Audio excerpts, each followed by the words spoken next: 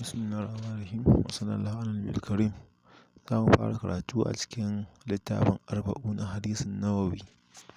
Bismillahirrahmanirrahim. Al-hadisul awwal, hadisi na ɗaya.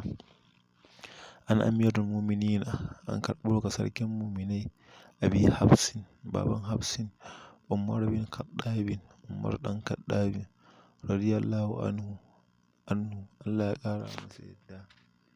Ƙala ya ce, Sami'tu Rasulallahi sallallahu alaihi wasallam ya ƙulu, na ji manzon Allah da tsira da amincin Allah tabbata gare shi yana cewa, innamal a'malu binniyati, dukkan ayyuka ba sa tabbata sai da niyya, wa innamal likulli imrin ma nawa, kuma kowane mutum da abin da ya niyya.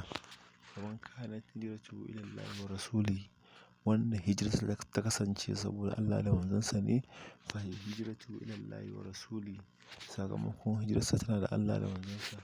Faman kanat hijratuhu lid-dunya, duk wanda hijirarsa ta kasance saboda duniya, yusibuha, zai same ta.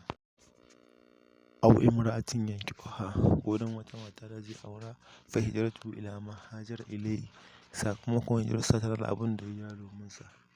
Rawahul imamul muhaddisina, shugabannin masu rawaito hadisi ne suka rawaito.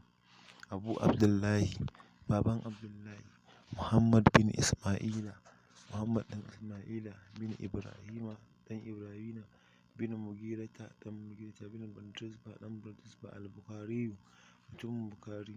Wa Abu Husaini, baban Husaini, Muslim bin Hajjaju, Muslim ɗan Hajjaju, bin Muslim al-Qushayri, ɗan Muslim al-Qushayri, an-Nisaburi, mutumin Nisaburi.